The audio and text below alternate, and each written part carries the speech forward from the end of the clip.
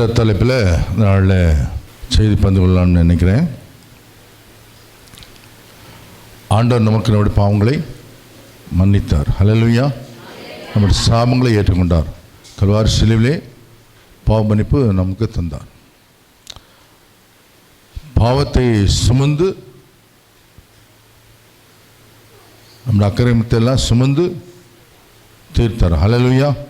கர்த்தர் இன்னைக்கு சொல்லக்கூடிய காரியம், மற்றவர்களை நாம் மன்னிக்க வேண்டும், மனார மன்னிக்க வேண்டும், மனப்பூர்வமாய் மன்னிக்க வேண்டும். ஹல்லேலூயா.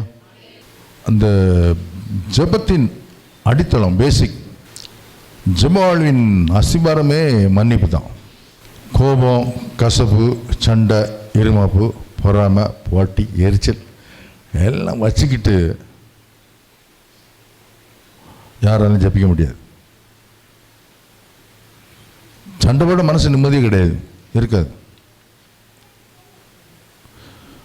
ஒரு மனுஷன் மன்னிப்பு கேட்டு விட்டோம், அல்ல ஒரு மனுஷன் மன்னிப்பு கேட்ட பிறகும் மன்னிப்பு கொடுக்க வேண்டிய சூழ்நிலையில் கொடுக்காம மனதுக்குள்ளே வைத்துக்கொண்டு மன்னிக்காம இருந்தால் கொஞ்சம் ஜெபம் ஓடாது. நீ மன்னிக்காம தான் கொஞ்சம் ஜெபம் ஓடாது, 100க்கு 100 ஜெபம் ஓடாச்சு. நீங்கள் மன்னிக்காம இருந்தா ஆண்டவர் நிச்சய மாட்டார், மன்னிக்க மாட்டார். இந்த பரமண்டல ஜெபம் இருக்கு பாருங்க, இயேசு சொல்லிக் கொடுத்த ஜெபம். எங்கள் கடனாளிகளுக்கு, எங்கள் கடன்பட்டவர்கள் நாங்கள் மன்னிக்கிறது போல, அடுத்தவர்களுக்கு நாங்கள் மன்னிக்க போல, எங்கள் பாவங்களை எங்களுக்கு மன்னித்தருளும். நாங்கள் மன்னிக்காட்டா முடிக்கிறீங்க, நாங்கள் மன்னிக்காவிட்டால் மன்னியாதிரும், அதான அர்த்தம். ஆமாம் இல்லையா? நான் சொல்கிறேன், இயேசு நான் சொல்கிறேன், நீங்கள் மற்றவர்களை மன்னித்தா மட்டும்தான் பாவ மன்னிப்பு உண்டாகும். நீங்கள் மன்னிக்காமல் எந்த ஜெபத்துக்கும் பதிலை எதிர்பார்க்கவே முடியாது. விழுந்து விழுந்து முட்டி முட்டி முட்டி முட்டி ஜெபித்தாலும் அந்த ஜெபத்துக்கு பதில் 100க்கு 100 கிடைக்கவே செய்யாது. ஏன்னா நம்ம பிறருக்கு மன்னிக்காது இருக்கும்போது கர்த்தரை பார்க்குறாரு, இவன் மன்னிக்கலையே. மன்னிப்பின் மாண்பு பழைய ஏற்பாடு காலத்திலும் சரி, புதிய ஏற்பாடு காலத்திலும் சரி, மன்னிப்பின் மாண்பில் சிறந்து விளங்கினாங்க.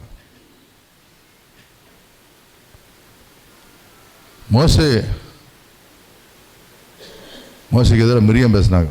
என்ன அவன் மட்டும் தீர்க்கதரிசியா, நாங்களும் தீர்க்கதரிசி இல்லையா? உடனே ஆண்டு கோவச்சு. அவனே திக்குவாய் மந்தனாகு தத்தம் பேசிக்கிட்டு இருக்கான். அவனை கஷ்டப்பட்டு உங்களையே நான் உருவாக்கி கொண்டு வந்திருக்கேன், அவனை பற்றி இவன் பேசிக்கிட்டு இருக்கான். நான் அக்கா இல்லை, நான் ஊழியக்காரி இல்லை, நீ யாராக இருந்தேன்னு? மோசை எனக்கு முன்பாக அன்பானவன்.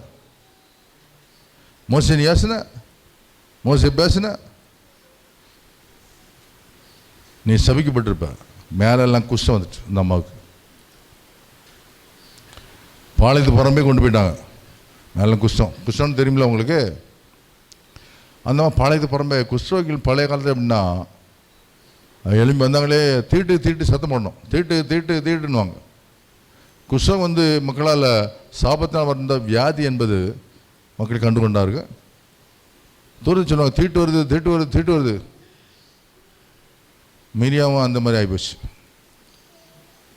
மோசே அழுதார், ஆண்டவரே இந்த பாவத்தை நினைக்காதிரும், என்னுடைய சகோதரி மன்னியும் என்று சொல்லி அந்த சகோதரிக்கு மன்னிப்பை மோசே வாங்கி கொடுத்தார். கரணை தட்டி ஆண்டு மையப்படுத்த. ஹல்லேலூயா, ஹல்லேலூயா. அப்படி நீ பார்த்துவாங்க, சரித்திரம் பார்த்துவாங்க, எல்லாரும் மன்னிக்கக்கூடிய மாண்பு இருந்துச்சு. யாக்கோபு சொன்னார், எப்படி அவன் தலையெடுத்துருவேன். யாக்கோபு திரும்பி வரும்போது ஏசா புரியாதிக்குள்ளே கலந்தவன், அவன் யாக்கோபு மன்னித்தான்னு சொல்லி வேதம் சொல்லு. ஹல்லேலூயா, ஹல்லேலூயா. யாக்கோபு மன்னிப்பு பெற்றார், ஏசா மன்னிப்பு கொடுத்தார். யோசேப்பு எகிப்து போன பிறகு, யோசேப்பு ராஜாவான பிறகு அப்படி சகோதரெலாம் கண்டுகொண்ட பிறகு, சகோதரன் துரோகம் செய்த துரோகிகள் என்று கண்டுகொண்ட பிறகும் அவரை கட்டி தழுவி முத்தமிட்டு அணைத்து அந்த பழி வாங்க எண்ணம் இல்லையே, மன்னித்தார். இதான் கர்த்தருடைய பிள்ளைகளுடைய ஸ்டைல். நீங்கள் மன்னிக்காம போனால் கர்த்தர் நிச்சயம் உங்களை மன்னிக்க மாட்டார். மன்னிப்பதில் அவர் கூட வள்ளல் மன்னிச்சு எல்லாம் மனுஷன், துரோகிகள் எல்லாம் மனுஷன், எல்லாருமே மன்னித்தார். இயேசு சிலுவையில் யாரெல்லாம் மன்னித்தார்?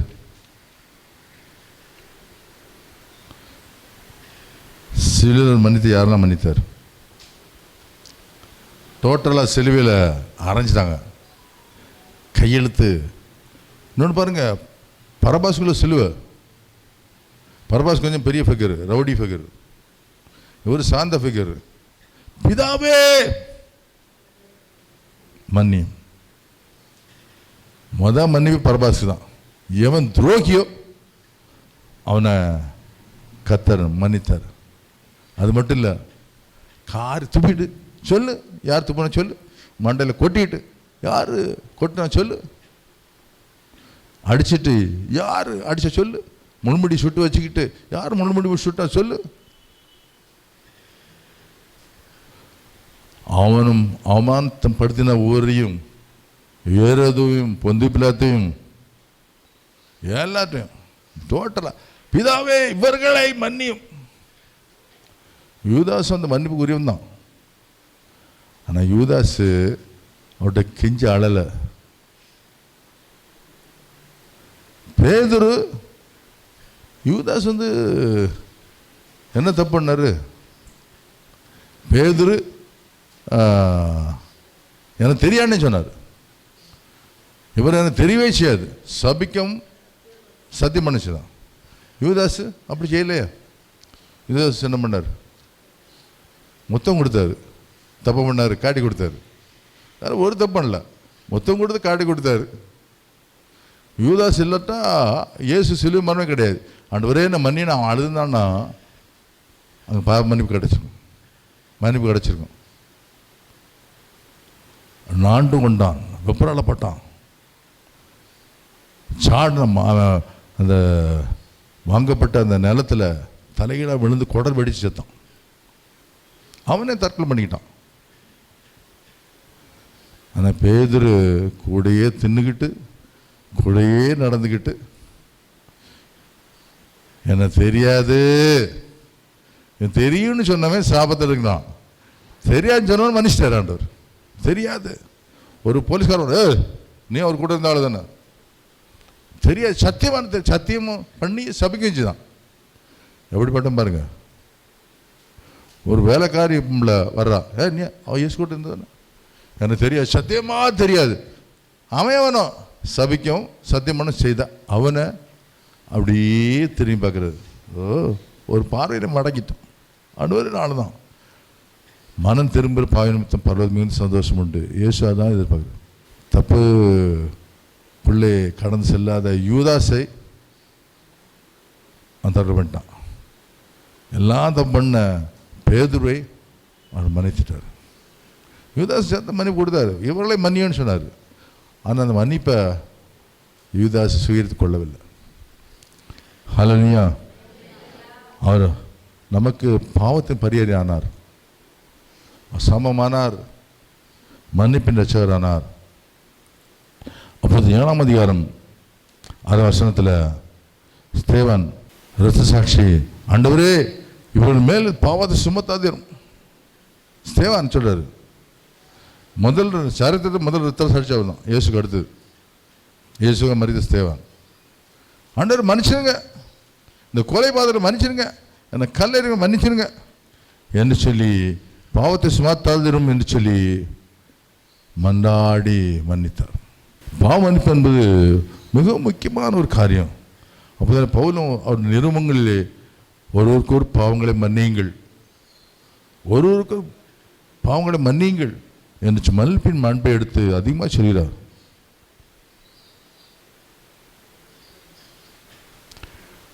The Christian life, it is separated from other life. ஒரு பிரித்தெடுக்கப்பட்ட ஒரு வாழ்க்கை தான் Christian life. Life is different life, வித்தியாசமான ஒரு வாழ்க்கை. மற்றவங்களை போல இல்லை. கிறிஸ்தவ வாழ்க்கைன்றது ஒரு மன்னிக்கிற வாழ்க்கை, மாதிரியான வாழ்க்கை. மத்தேயு 5ஆம் அதிகாரம் 46வது வசனத்தை வாசிங்க. உங்களை சிநேகிக்கிறவர்களையே நீங்கள் சிநேகிப்பீர்களானால் உங்களுக்கு பலன் என்ன? ஆயக்காரரும் அப்படியே செய்கிறார்கள் அல்லவா? உங்களையே சிநேகிக்கிறவர்களே நீங்கள் சிநேகிப்பீர்களானால் உங்களை சிநேகிக்கிற உங்களை ஃப்ரெண்டை, உங்கள் ஃப்ரெண்டு நீயும் நேசிப்பீங்க, நான் நேசிக்கிறேன். இன்னொருத்தரும் ஆண்டு அறியாத ஒரு மனுஷனும் அவங்க ஃப்ரெண்டாக அவங்க நேசிக்க வச்சுவாங்க. ஏன்னா ஃப்ரெண்டு இல்லை. உங்களை சிநேகிப்பவர்களே சிநேகிப்பினால் உங்களுக்கு பலன் என்ன? உலகத்தில் வாழ்கிற எல்லா மனுஷனும், ஆயக்காரர் முதல் பெரிய ஆட்கள் வரைக்கும் எல்லாருமே அப்படி செய்கிறார்கள். ஹல்லேலூயா, ஹல்லேலூயா. அன்பானவர்கள் அன்பானது பிரயோஜனம் கிடையாது.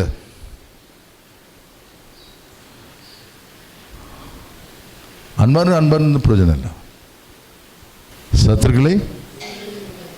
சத்துருக்களை சிநேகிங்கள். பிசாசை இல்லை, மனிதர்களை, சத்துருக்களை சிநேகிங்கள். ஹல்லேலூயா. அதான் சாட்சி ஜீவிதம். சத்துக்களை சிநேகிக்கிறது கிறிஸ்தவ ஜீவிதம். மன்னிப்பை ஒரு மனுஷனை ரெசிபி கொண்டு வர முடியும். இந்த மன்னிப்பு இருக்கு பாருங்க, பெரிய காரியம், பெரிய காரியம். மன்னிச்சு பாருங்க. மன்னிப்பு ஒரு மனமாற்றத்தை உண்டு பண்ணும். மத்தேயு 5ஆம் அதிகாரம் 23ஆம் வசனம்.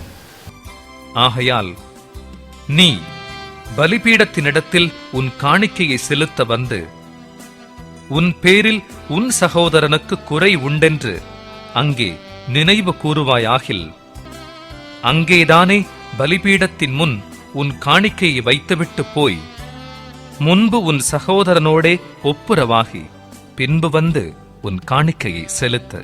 எல்லாரும் பாரம்பரியமாக நம்ம காணிக்கை செலுத்த போகிறோம் சர்ச்சுக்கு, சரியா? அதுக்கு 12 டிக்கனார் பைசான்றதுக்கும் காணிக்கை எடுக்க டிக்கமாக இருக்காங்க. சேவனை போல சாட்சியாய் அடி வாங்குறதுக்கு நிறைய டிக்கமாக இருக்காங்க. பந்தி விசாரிக்கணும் டிக்கமாறு. காணிக்கையை எடுப்பார்கள் எண்ணுவார்கள். ஆனால் நீ பலிபீடத்திலும் காணிக்கை செலுத்த வந்து உனக்கும் சகோதரனுக்கும் உனக்கும் சகோதரிக்கும் உனக்கு குடும்ப குறைவுன்னு சொன்னால் அங்கே என்ன செய்யணுமா? அது நினைக்கணுமா? காணியை கொண்டு வைக்கும்போது ஐயோ என் அண்ணன் தம்பி குடும்பத்தை சண்டை போட்டேனே, சொத்துக்கு அடிபட்டேன், நினைவு கூற வேண்டுமா? நினைவு கூறுது என்ன செய்யணுமா? அங்கே அந்த இடத்துல தான் ஸ்பாட்டில் பலிபீடத்தில் உண்டியில் போடாமல் பலிபீடத்தை காணிக்க முன்னையே ஒப்படைக்க மாட்டுல போய் பின்பு சகோதரோட ஒப்புடாகி பின்பு வந்து காணிக்கையை தூக்கி ஆண்டவருக்கு செலுத்து. ஹல்லேலூயா. ஒப்புராகு, அப்போ தான் காணிக்கை அங்கீகரிக்கப்படும். ஒப்புராகாமல் நீ எத்தனை லட்சத்தை கொண்டு போட்டாலும் ஆண்டவர் அதை ஏற்றுக்கொள்ள மாட்டார். அநேகர் நிறைய காணிக்கை கொடுக்குறோம் அப்படின்னு சொல்லிட்டு நல்லா சூட்கேஸாக கொடுக்குறோன்னு சொல்லிட்டு ரொம்ப சந்தோஷமாக பெரிய ஆள் மாதிரி பண்ணையர் போவாங்க. ஆனால் அங்கே போய் மாட்டிக்கணும். கத்தனை கொக்கிரி இழுத்துருவார். சண்டை போட்டு காணிக்கை கொடுக்குற, தூக்கி எரிஞ்சுடுவார். காணிக்கை சமாதானம் இல்லாமல் காணிக்கை கொடுக்குற. சர்ச்சில் அது ஒரு வாக்குறுதி வேறு. உங்களோட ஆண்டவர் இருப்பாராக, ஆமென், உங்களோட இருப்பாராக. எங்கே இருக்கார்? செவ்வாய் இந்த பக்கம் போகாது, ஊர் எந்த பக்கம் போக மாட்டார். ஹல்லேலூயா. சில பாருங்க கண்டிப்பாங்க, நீ எங்கே போகிற, அங்கே எதுக்கு போகிற, இங்கே நம்ம ஜவுக்கூட்டு வரக்கூடிய அநேகம் தடுத்தாங்க. இப்போ தடுக்கிற ஆள் அவங்கெல்லாம் போயிட்டாங்க, கரவை தட்டி ஆண்டை மையப்படுத்தாங்க. ஹல்லேலூயா. இந்த சுவிசேஷம் கர்த்தருடையது. எவன் தடுத்தாலும் இருக்க போகிறதில்லை, அவன் நிலைக்கு போகிறதில்லை. ஹல்லேலூயா. நீ ஒப்புரவு இல்லையா, உன் காணிக்க ஆண்டவர் தேவையே கிடையாது.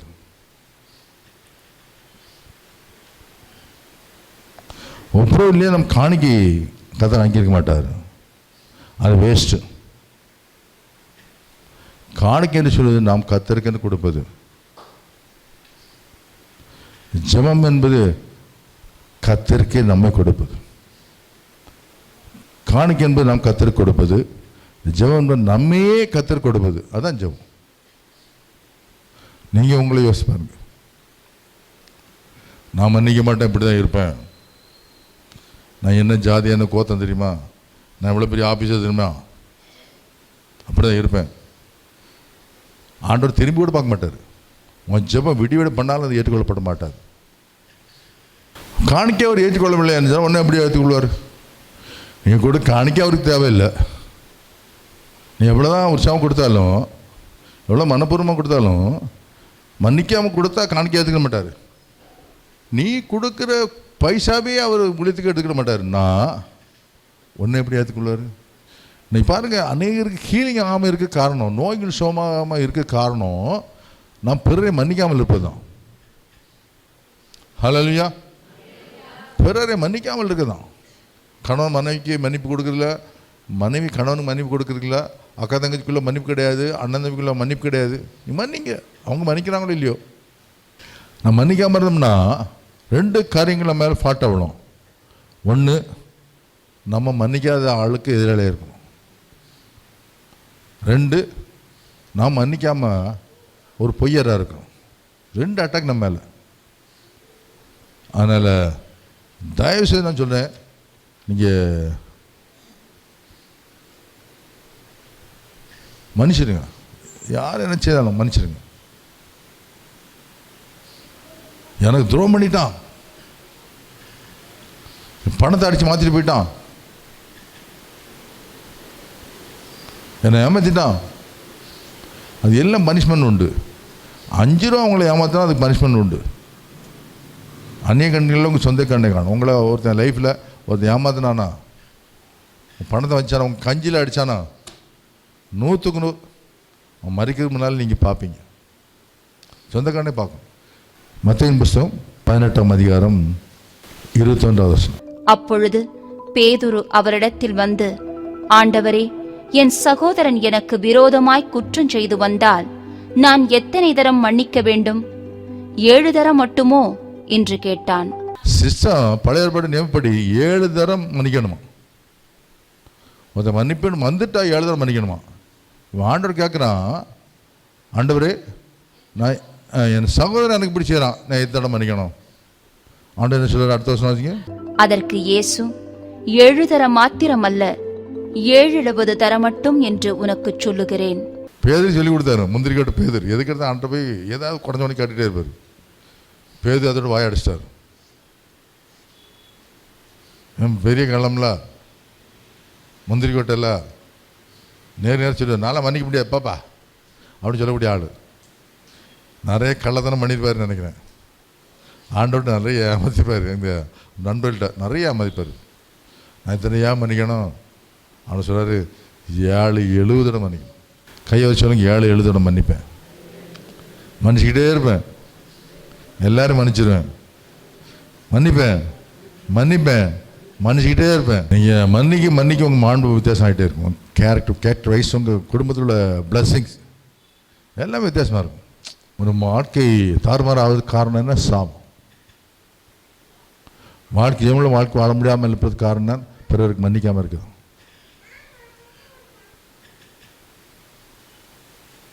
இயேசு பின்பற்ற நீங்கள் நானும் பிதாவை கூட மன்னின்னு சொன்ன அந்த மாண்பை நம்ம நோக்கி பார்க்கணும் அல்லவா. பேதுருவோட மன்னிக்கணும்னு சொன்ன அந்த நேரத்தில் ஆண்டவர் ஒரு காரியம் சொல்கிறார். மத்தேயு 18 அது 23ஆம் வசனத்து 35 வசனம் பார்க்க போகிறோம். ராஜா ஒரு மனுஷன் ராஜாவிடம் கடன்பட்டுலாம். ராஜா குடும்பம் ரொம்ப கஷ்டம் இருக்குது, 10,000 டாலண்ட், 10,000 பார்ட்ஸ் பொக்கிஷம் கடன்பட்டுதான். நீ அதை வச்சு இவன் கடனை தீர்த்துரு, சந்தோஷமானது. ஆனால் அவனால் கடனை அடைக்க முடியல. ராஜா சொன்னார், அவனதுக்கு உள்ள போட்டு கொடுத்த பைசாலும் கொடுக்கல, இன்னும் கடன் அவனை பனிஷ்மெண்ட் கொடு, அடிக்க போலீஸ் பனிஷ்மெண்ட் கொடுத்து உள்ள தூக்கி சிறையில் போடு. உடனே இந்த மனுஷன் 10,000 டாலர் வாங்கினான். ஐயா, நான் பிள்ளை குட்டிக்காரன், நான் ரொம்ப கஷ்டப்படுறேன், வேதனைப்படுறேன், மன்னிச்சிடுங்க. ராஜா பார்த்தா, சரி விடுங்கப்பா. 10,000 டாலந்த வாங்கினோன்னு ராஜா விட்டுட்டார். 18ஆம் அதிகாரம் 28ஆம் வசனம் வாசிங்க. அப்படி இருக்க அந்த ஊழியக்காரன் புறப்பட்டு போகையில் தன்னிடத்தில் 100 வெள்ளிப்பணம் கடன்பட்டிருந்தவனாகிய தன் உடன் வேலைக்காரரில் ஒருவனை கண்டு அவனை பிடித்து தொண்டையை நெரித்து, நீ பட்ட கடனை எனக்கு கொடுத்து தீர்க்க வேண்டும் என்றான். ராஜாட்டா நல்ல கணிங்க, ராஜாவிடம் மன்னிப்பு கேட்டு 10,000 தாளந்து மன்னிக்கப்பட்டு அவன் சந்தோஷம். ஆஹா, ராஜா மன்னித்து விட்டார், வட்டியும் கிடையாது, ஒன்றும் கிடையாது, பணமே வேண்டாம், மன்னித்து விட்டார் என்று சொல்லி ராஜாவோட மன்னிப்பு கேட்டால் வெளியே போகிறான். போய் வெறும் 100 வெள்ளி பணம், இவனுக்கு 10,000 மனுஷார் ஆண்டவர். 10,000 தாளந்து வெள்ளி பணம் இல்லை, 10,000 ரூபா கெட்டுக்கட்டாக மனுஷன். இவன் வெள்ளி பணம் பைசா தான் வச்சுருக்கான். 100 வெள்ளி பணம், 100 வெள்ளி காசு கடன்பட்ட ஒருத்தனை கண்டு அவனை பிடிச்சி தொண்டை நெரிச்சு, நீ மரியாதைக்கு நீ இந்த 100 வெள்ளி காசு வச்சு கடனை ஒழுங்கு அடைச்சிரு. அவர் எத்தனாயிரம் ரூபா மன்னிச்சிருக்காரு? 10,000 டேலண்ட், 10,000 பாக்கெட். இவர் வெறும் 100 பைசா வெள்ளி காசு. தொண்டைப்படி நெரிக்கிறான். உனக்கு கடன் அடைக்க தெரியாதா? உனக்கு கடன் கொடுத்த கடன் திருப்பி தர முடியாதா? வட்டி தர முடியாதா என்று சொல்லி அடிக்கிறவனுக்கும் பாதை பண்ணுறவனுக்கும் ஒப்பு கொடுத்தான்.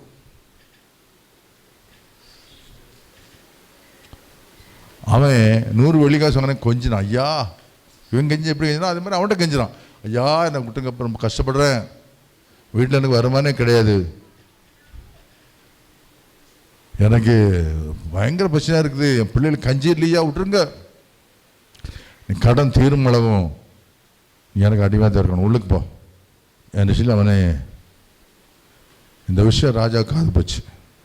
10,000 தாளந்து மன்னிச்சால் அது காது போச்சு, இன்ஃபர்மே போச்சு. அவன் சொல்கிறான்,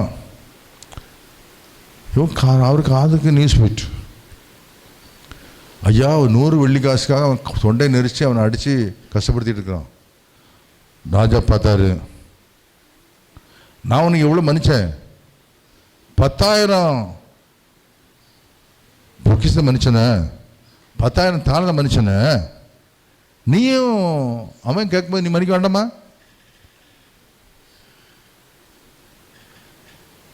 நான் உன்னை மன்னிச்சிருக்கேன், பெரிய காரியம் மன்னிச்சிருக்கேன், சின்ன காரியம் நீ மன்னிக்க வேண்டாமா என்ன சொல்லணும்? ராஜா அப்படி பார்த்துருக்கான்.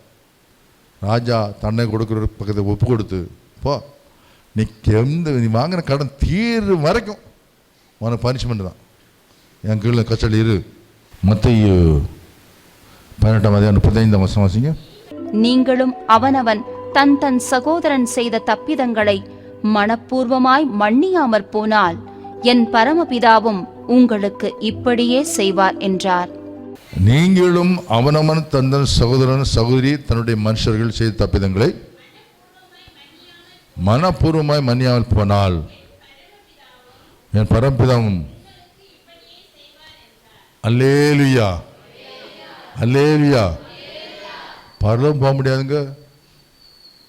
பரலோகம் தான் என் பேச்சு, இங்கே பேச்சு நின்றோம். பரிசுத்தம் தான் என் மூச்சு, இங்கே மூச்சு நின்றோம். கிறிஸ்தவன்றது ஒரு மாடல் வாழ்க்கை, மாதிரியான வாழ்க்கை, வாழ்ந்து மற்றவர்களுக்கு வாழ்ந்து காட்ட வேண்டிய வாழ்க்கை. கிறிஸ்டியானிட்டி பிரசங்கம் பண்ணிட்டு அதனால் ரசிக்கப்பட்டேன்னு சொல்கிறத காட்டிலும், பிரசங்கத்தில் ரசிக்கப்பட்டேன், நான் பிரசங்கத்தில் ஆண்டவரை ஏற்றுக்கொண்டேன் என்று சொன்னதை காட்டிலும், அந்த அக்கா என்ன அன்பாக இருப்பாங்கல்ல, அந்த அண்ணன் நல்லா பேசுவார்ல, அன்பாக இருப்பாங்கல்ல, மாதிரியான வாழ்க்கை சாட்சி ஜீவிதம் பார்த்து ஏற்றுக்கொண்டது தான் அரையர். உங்களை மற்றவங்க ஒரு மாடலாக பார்க்குறேன். எந்த துரோகியானாலும் இயேசு மன்னிச்சார்ல,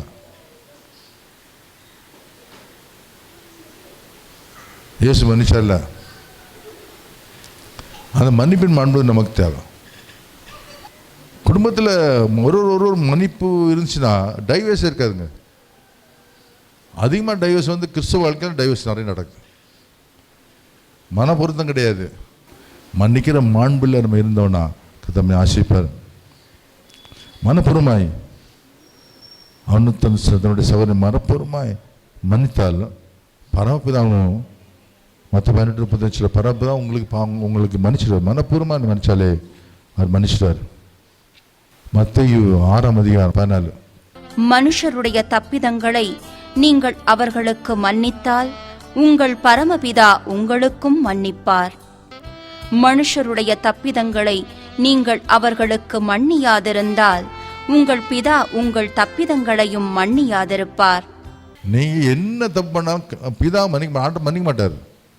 இயேசு இங்கேருந்து உலகத்து ரட்சராகி மறுபடியும் அந்த பிதாவின் சீட்டில் போய் உட்கிறாரு. அவர் பார்க்குறாரு, நான் மனுஷன் என் பிள்ளை மன்னிக்கிறாங்களா? நீங்கள் மனுஷர் தப்பிதங்களே நீங்கள் மன்னியாக இருந்தால் பரம்பிதாவும் மன்னியாக இருப்பார். மன்னிச்சா அவர் மன்னிப்பார், மன்னிக்க மாட்டார். இதில் பாருங்க, முக்கியமாக ஒரு பாயிண்ட் என்ன தெரியுமா? யாக்கோபு புத்தகம் 5ஆம் அதிகாரம் 15ஆம் வசனம். அப்பொழுது விசுவாசமுள்ள ஜெபம் பிணியாளியை ரட்சிக்கும், கர்த்தர் அவனை எழுப்புவார். அவன் பாவம் செய்தவனானால் அது அவனுக்கு மன்னிக்கப்படும். அவன் பாவம் செய்திருந்தா அது மன்னிப்பார் ஆண்டவர். பாவ மன்னிப்பு வரும்போது அங்கே அற்புதம் நடந்துடும். ஆண்டவர் ஒரு தும்முறாதக்காரனை 4 பேர் தூக்கிட்டு வராங்க. அவர் சொன்னார், மகனே உன் பாவம் மன்னிக்கப்பட்டது.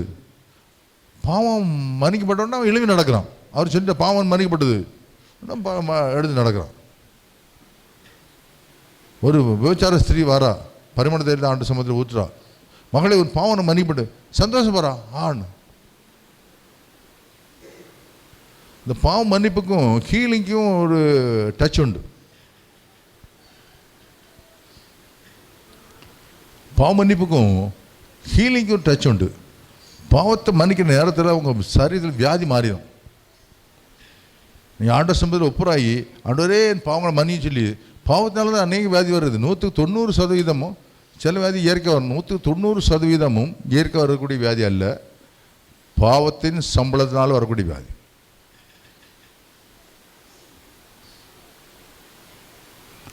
பாவம் வந்துச்சுன்னா வீட்டில் நிம்மதி இருக்காது, பிள்ளை நிம்மதி இருக்காது, குடும்ப வாழ்க்கை நிம்மதி இருக்காது. அது பாவம் நிறைஞ்சிருக்கு. சாபம் 7 தலைமுறை மட்டும் விசாரிக்கிற கர்த்தர், ஒரு நிம்மதி இருக்காது.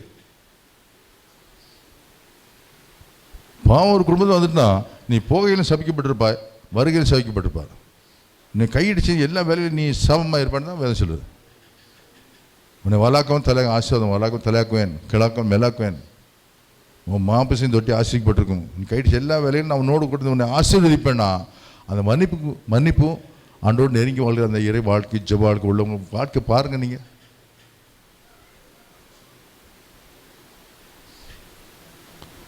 கதை அப்படிப்பட்டவங்கள கத்தர் ஆசீர்வதிக்கிறாரு.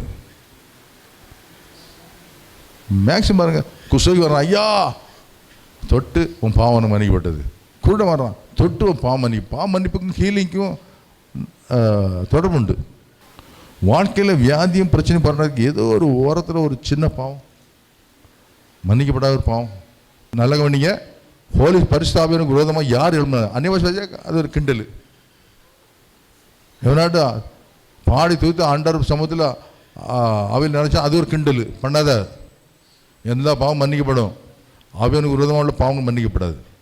அது பனிஷ்மெண்ட் தொடர்ந்து வந்துகிட்டே இருக்கும். இந்த ஆம்பளையாக இருந்தாலும் பொம்பளையாக இருந்துச்சு, பணம் உள்ளவங்களாக இருந்தாலும் சரி, மந்திரியாக இருந்தாலும் சரி, பிஷப்பாக இருந்தாலும் சரி, ஊழியக்காரங்களாக இருந்துச்சு, யாராக இருந்தாலும் பரிசு ஆவியானவர் ஹோலி ஸ்பிரிட்டுக்கு எதிராட்டு. ஏன்னா அவர் களங்கம் இல்லாதவர், வஞ்சகம் இல்லாதவர், இயேசுக்குள்ளே இருந்தவர், ஆதாமுக்குள்ளே இருந்தவர், அசவாடி கொண்டு இருந்தவர் ஆவியானவர். இன்னும் சர்வ உலகத்தை படைக்கும்போது அங்கே இருந்தவர். அவர் யாரும் எந்த துரோகம் பண்ணுறதில்லை, எந்த அநியாயம் பண்ணுறதில்லை. ஆவியானவரே கூடும்போது நமக்காக வாக்குகிற பெருமூச்சோடு நமக்காக இறைந்து பேசுகிற ஆவியானவர். அந்த ஆவியானுக்கு விரோதமாய் எனிவன் nobody can escape. தப்பவே முடியாது. என்னை நடத்துகிற அந்த ஆவியானுக்கு விரோதமாய், உன்னை வழிநடத்த ஆவியானுக்கு விரோதமாய், உன்னோடு இருக்கிற உன் உள்ளத்துக்கு வாழ்ந்திருக்கிற அந்த ஆவியானுக்கு விரோதமாய், குடியிருந்த கோயிலாக உன்னோடு நெருங்கி வாழ்கிற அந்த ஆவியானுக்கு விரோதமாய் யார் பேசினாலும் சரி, அநேக ஊழியக்காரங்களே ஆவியானுக்கு விரோதமாக பேசுகிறாங்க. அந்நிய வயசு பேசுகிறாங்க, அந்நிய வயசு அவதூறாக பேசுகிறாங்க, என்ன பெரிய ஆவியில் நினைச்சதா பேசுகிறாங்க. நோ, சாபம். எல்லா பாவம் மன்னிக்கப்படும். ஆவியானுக்கு விரோதமாக எந்த பாவம் மன்னிக்கப்படாது. ஆவியான உடக்கி சொல்கிறாங்க. ஃபேமிலியை பாருங்கள், எம்எல்ஏ மருமையாக அவங்க சாபம் தான். பெரிய ஊழியக்காரராக இருக்கலாம், பெரிய பிஷப் லெவலில் இருக்கலாம், பெரிய மந்திரி லெவலில் இருக்கலாம், பணம் பெரிய லக்யூஸில் இருக்கலாம். பரிசுத்தாவியானுக்கு விரோதமாய் அவன் பாவம் செய்தாலும் மன்னிக்கப்படாது. இயேசு சொல்கிறாரு, உன்னுடைய சாபம் மாறும்படியா நீ மற்றவர்களை மன்னி, வீட்டில் பிரச்சனை மாறும்படியா நீ மன்னி, ஆண்டவர் மன்னிங்க. ஏதோ ஒரு ஆசை வீட்டு தடையாக இருக்குல்ல, ஆண்டவர் சொல்ல கேளுங்க. ஆண்டவர் என் குடும்பத்தில் இந்த பிரச்சனை வர்றதுக்கு காரணம் என்ன? ஒரு நிமிஷம் எல்லாரும் அப்படி எழும்போம். என் பிள்ளைகள் சாபத்தில் இருக்கிறாங்க, என் குடும்பம் சாபத்தில் இருக்குது, எவ்வளோ வருமானம் வருது ஆனால் கையில் தங்குறது இல்லை, எவ்வளோ வருமானம் வருது சாப்பாடு வழி இல்லை, எவ்வளோ வருமானம் வருது என் வீட்டில் ஒரு ஆசிரமம் இல்லை. நான் இங்கேருந்து போகும்போது விடுதலையோடு தான் போகணும், இங்கேருந்து கடன் செலவு ஒரு பூர்ண விடுதலையோடு தான் போகணும். என்னை மனுஷனுக்கு ஆண்டவர் என் வியாதியெல்லாம் பாருங்க, நீ மன்னிப்பு கேட்கும்போது அடைச்சிடாரு, நீ சமாதானத்தோட போ, நீ வேதனைக்கு சுமாயிரு. ஆமென் ஆமென் ஆமென் ஆமென். ஹல்லேலூயா ஹல்லேலூயா ஹல்லேலூயா ஹல்லேலூயா ஹல்லேலூயா. மன்னிக்கிற ஆண்டவர்னு சொல்லுங்க, மன்னிக்கிறோம் ஆண்டவர்னு சொல்லுங்க. ஒரு விசேஷ அபிஷேகங்களை நிரப்பதை பார்க்க முடியும். நாங்கள் மன்னிக்கிறோம் ஆண்டவரே. துதிய நன்மையெல்லாம் பக்கே செலுத்தி தாழ்த்தி படுங்க. இயேசு நாமத்தை ஜெபிக்கிறோம் பிதாவே. ஆமென்.